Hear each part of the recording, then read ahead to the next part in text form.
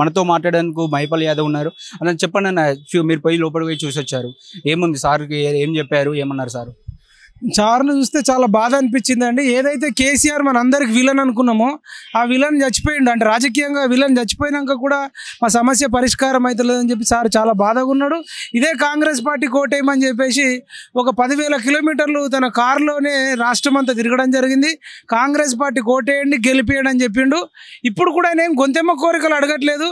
గురుకుల పోస్టులు ఏవైతే 9,000 ఉన్నాయో దాంట్లో 6,000 ఫిలప్ అని ఇంకో 3,000 చేంజ్ ఉన్నాయి. అవి నెక్స్ట్ మెరిట్ ఉన్న పిల్లలకి ఇవ్వండి అని అడిగితే దాని మీద కూడా ఎటువంటి నిర్ణయం తీసుకోలేదు. కనీసం ఇప్పటిదాకా చర్చలకు కూడా పిలవట్లేదు, ఫోన్లు చేయట్లేదు. మనిషి చచ్చిపోయినా సరే ఇట్లనే చూడడం అనేది చాలా బాధాకరం. సార్తో పాటు ఆస్మా అనే పిల్ల ఉంది, ఆమెకు కూడా తీవ్ర అస్వస్థత ఉంది. ఆమె బీపీ ఒకసారి పెరుగుతుంది, తగ్గుతుంది.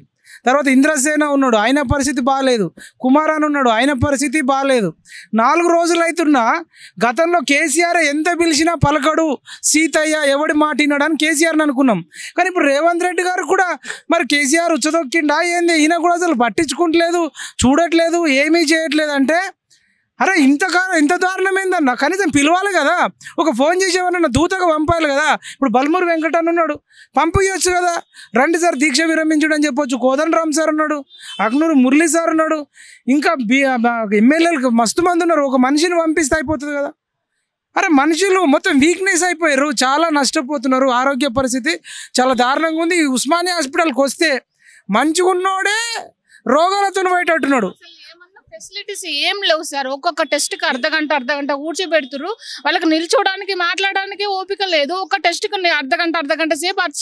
నిన్ననైతే స్ట్రెచ్చర్లు కూడా లేవు. మన ఇంద్రసేన అయితే కింద పడిపోయింది కళ్ళు తిరిగి. స్ట్రెచ్చర్ల సౌకర్యాలు కూడా లేవు ఈ హాస్పిటల్లో. వాళ్ళని ఒకసారి చూడండి. వాళ్ళు తినక 4 రోజుల నుంచి తినక వాళ్ళ యొక్క కోరికలు డిమాండ్స్ నెరవేర్చడం కోసం అంతా చేస్తున్నారు. కనీసం ఫెసిలిటీస్ కూడా లేవు. ఒక్కొక్క టెస్ట్, ఈ టెస్ట్ ఆ టెస్ట్ అని నిన్న వచ్చిన కానుంచి 4 వార్డ్స్ మార్చారు. వార్డు దగ్గర 2 గంటలు కూర్చోబెడుతున్నారు. ఓపిక ఎలా ఉంటుంది చెప్పండి వాళ్ళకి. అది ఇప్పుడు మాకే మామూలుగా వేరే హాస్పిటల్కి ఇట్లా షిఫ్ట్ చేయమని అడిగితే ఏమంటారు? మా గవర్నమెంట్ ఇచ్చేది ఇదే హాస్పిటల్ అంట. వాళ్ళేమో కేసీఆర్ లాంటి వాళ్ళైతేనేమో Yashoda hospitals, corporate multi speciality hospitals ఉంటాయి.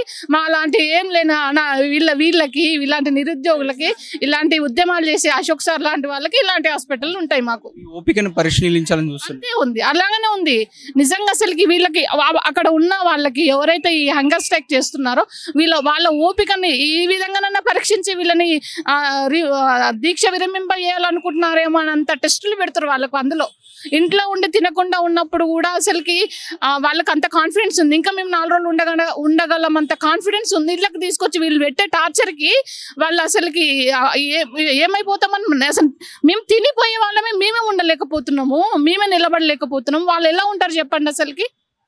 దాదాపు 5-6 వార్డులు మార్చారు. నిన్న 106, 116, మళ్ళీ 110 ఇలా మార్చి మళ్ళీ ఈరోజు 4వ ఫ్లోర్లో ఎక్కించారు. పై టాప్ ఫ్లోర్లో ఎక్కించేసరికి నీళ్ళదైన మాకే తిని నీళ్ళదైన మాకే డిహైడ్రేషన్ అయిపోయి కింద పడిపోయి టాప్ ఫ్లోర్ ఉంచారు. డీలా పడిపోతున్నారు, చెమటలు కక్కుతుర్రు. వాళ్ళ లోపల డిహైడ్రేషన్ ఏం తీసుకోక లిక్విడ్స్ లాంటివి ఏం తీసుకోకుండా డిహైడ్రేషన్ మాకే చెమటలు కక్కుతారు. వాళ్ళు ఎలా ఉంటారు చెప్పండి అసలుకి.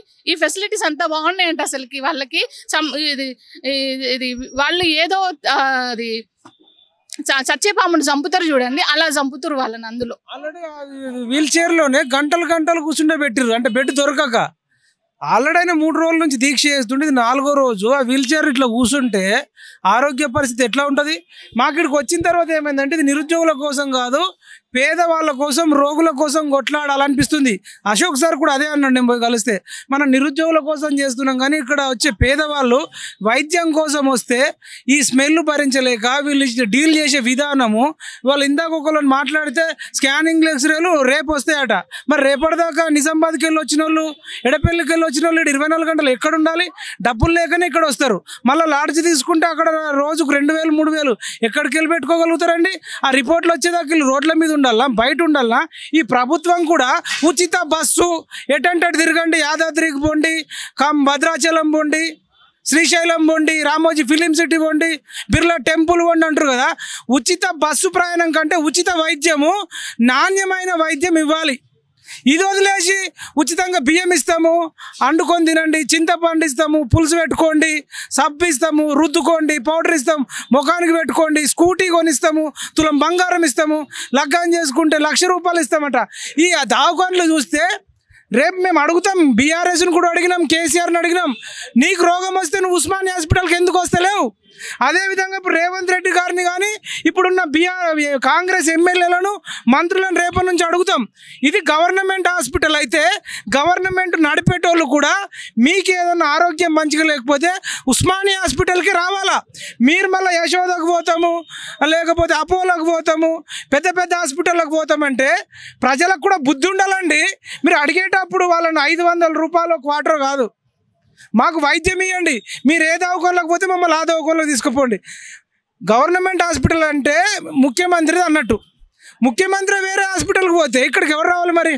అంటే నీ సొంత హోటల్లో నువ్వే భోజనం చేస్తలేవు, నువ్వు వేరే హాస్పిటల్ వేరే హోటల్ పోయి తింటావు, మరి నీ హోటల్కి కూడా రావాలి అంటే పేదోడి ప్రాణం లెక్కనే లేదు. ఒక కోడికి ఎంతైతే విలువ ఉందో పేదోడి ప్రాణం కూడా గంతే విలువ ఉంది. నీకు తినాలనిపిస్తే పేదోడు ₹100 200 కోడిని కోసుకొని ఎట్లయితే తింటారో మనుషుల జీవితం కూడా అట్లనే ఉందండి. ఉంటే డబ్బులతో పుట్టాలా, పేదోడుగా పుడితే మాత్రం కుక్క కంటినాం. కేసీఆర్ కుక్క కంటినాం. కేసీఆర్ కుక్క కూడా మంచిగా లేకపోతే డాక్టర్లు సస్పెండ్ చేసిండు వైద్యం సరిగ్గా లేకపోతే గతంలో. ఇక్కడ నిమ్స్ ఉన్నది, నిమ్స్కు తీసుకెళ్ళొచ్చు కదా. ఈ ఉస్మానియా పరిస్థితి ఎలా ఉంటుందో తెలుసు. ఇక్కడికి వచ్చిన వాళ్ళే దారుణం అసలు. మనుషులు నేనే వచ్చి 1-2 hours అవుతుంది, పోయినా కింద మీద అవుతుంది, నేను ఉండలేము. 10 రోజులు బతికేటోడు ఒక్కరోజు కూడా బతకలేని పరిస్థితి. మానసికంగా ఇబ్బంది, మానసికంగా మనంతటా మనమే విరమించాలి, జరా మనంతటా మనమే విరమించాలి అనే నాకు తెలిసి ఉస్మానియా హాస్పిటల్ ఇట్లా తయారు చేసిర్రు. మళ్ళీ ఉస్మానియా అసలు గత ప్రభుత్వం తయారు చేసింది. వీళ్ళు రాగానే ఇప్పుడు 100 రోజులు అవుతుంది కదా, ఫోకస్ చేయాలి కదా, ఇమ్మీడియట్గా అన్ని థింగ్స్ అన్ని మార్చాలి కదా, సౌకర్యాలు పెంచాలి కదా. ఏం లేదండి, కళ్ళు తిరిగిపోతాయి. అసలు వైద్య అంటే హాస్పిటల్ అంటే ఒక దేవాలయంలో ఉండాలి. దేవాలయంలో ఎక్కడ పడితే అక్కడ ఉంచుతారా? దేవాలయంలో ఎక్కడ పడితే అక్కడ గుట్కాలు ఉంచుతారా?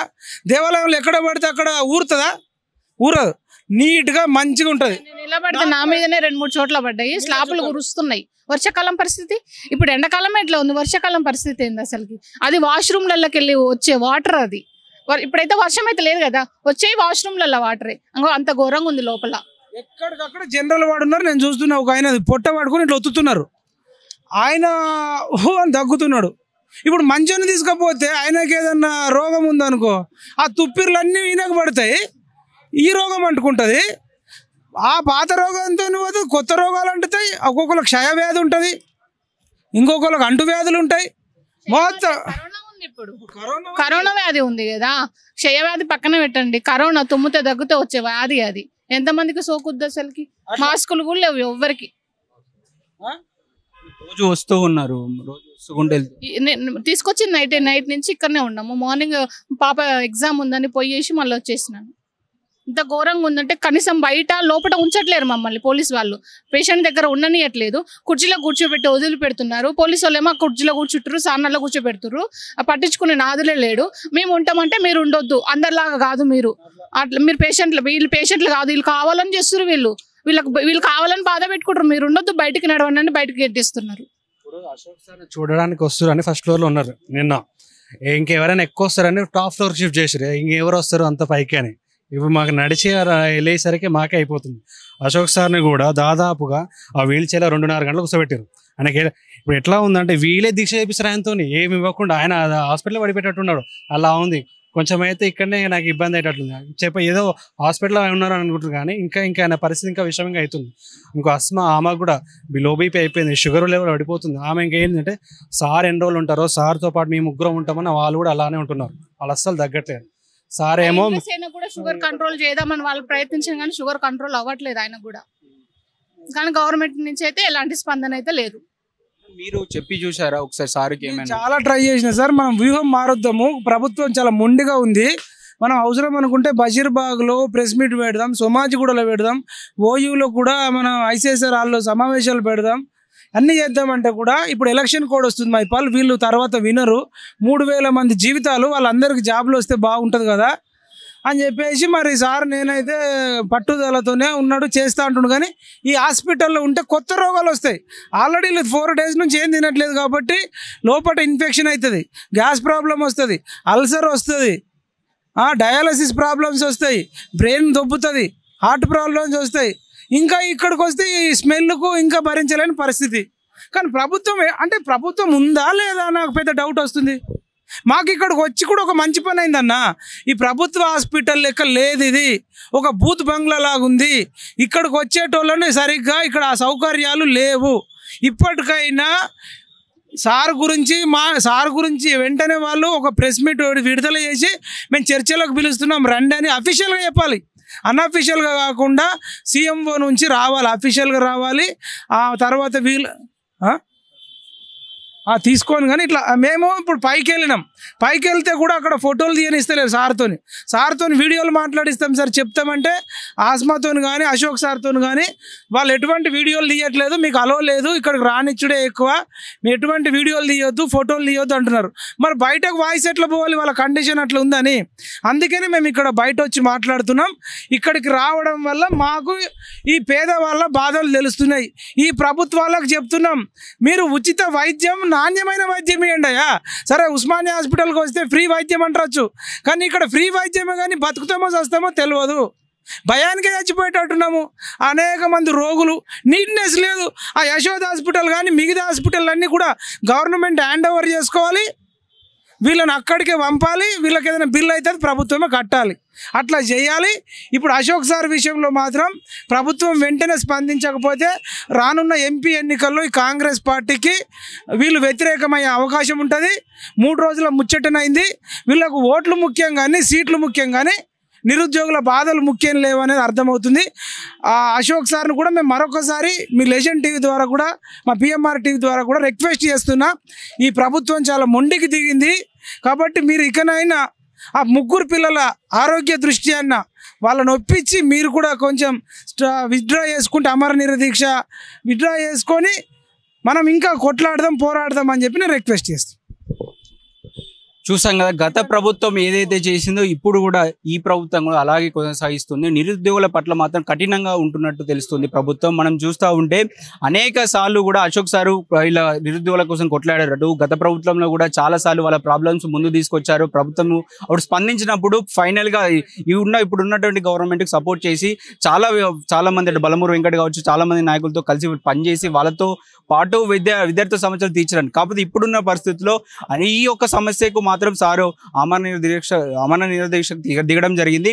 మరి చూద్దాం, ప్రభుత్వం ఇకనైనా స్పందించాలి. ఇక్కడ ఉన్నటువంటి పరిస్థితులు కనీసం ఉస్మానియా నుంచి అయినా కనీసం నిమ్స్ కన్నా సార్ను షిఫ్ట్ చేసి సరైన వసతులు సార్కు అందించే విధంగా చూడాలని మేము లెజెండ్ టీవీ ద్వారా కూడా కోరుకుంటున్నాం. కెమెరామెన్ రాకేష్తో అక్షిత్, హైదరాబాద్.